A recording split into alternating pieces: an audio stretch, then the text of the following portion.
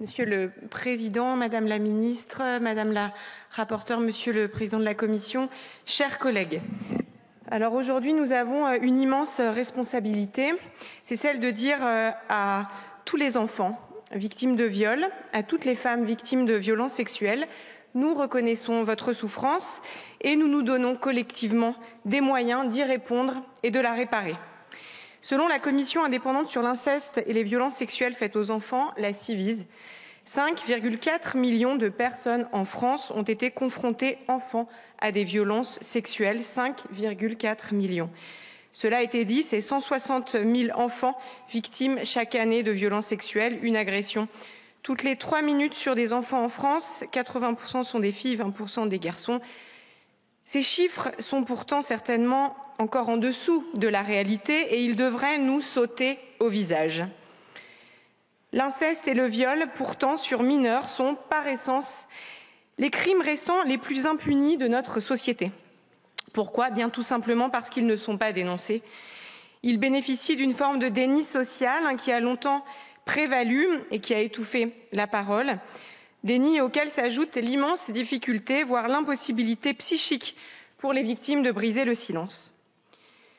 Cette sous-révélation massive des violences conduit à l'impunité, de fait, de dizaines de milliers d'agresseurs. Voilà la situation. Seuls 12% des cas d'inceste font l'objet d'un dépôt de plainte et seul 1% conduit à une condamnation. Et pourtant, combien de vies brisées ? Le pédocriminel détruit l'enfant dans son intégrité physique, psychique et morale. Il en fait un objet. Il enferme les enfants dans une sidération, une solitude et une culpabilité insupportables. Il les condamne à la dissociation, à un poids si lourd à porter. Il détruit chez cet enfant devenu adulte la confiance nécessaire en l'autre pour se construire et laisse des séquelles physiques et psychiques profondes qui entament lourdement les chances de l'adulte de vivre une vie normale. L'article 1er initial de cette proposition de loi visait à instituer l'imprescriptibilité civile pour les viols sur mineurs. Alors, l'imprescriptibilité, pas parce qu'il s'agit de comparer cela aux crimes contre l'humanité, mais tout simplement parce que c'est un crime dont la seule possibilité d'être énoncé par la victime, puis éventuellement dénoncé, ne peut intervenir dans l'immense majorité des cas que des décennies après la commission des faits, en raison de la réalité psychique de ces traumatismes.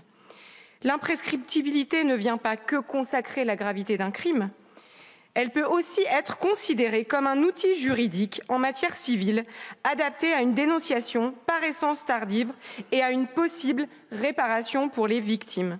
Il s'agit d'adapter notre droit à cette réalité qui touche 160 000 enfants par an. D'autres pays l'ont fait, faisons-le. Lors des auditions, nous avons entendu des magistrats de grande qualité nous dire leurs réserves sur l'imprescriptibilité. Même uniquement civile, incapacité à juger des faits 30 ou 40 ans après, risque de déception des victimes.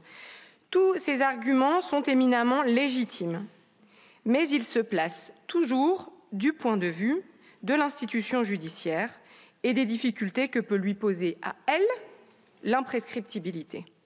Je crois que nous devons désormais changer de paradigme et donner aux victimes la possibilité d'une réparation qu'il leur est aujourd'hui impossible, même si c'est plus difficile, même si c'est plus compliqué, et donner à la justice les moyens d'y parvenir.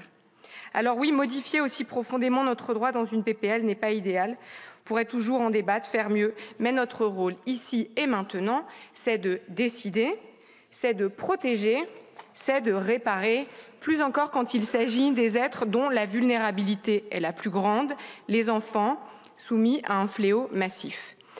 L'article 2 étend la notion de prescription glissante aux crimes sexuels commis sur majeurs. Il vise à faciliter la reconnaissance des récidivistes, à pouvoir reconnaître toutes les victimes. Il permettra donc de mieux rendre la justice.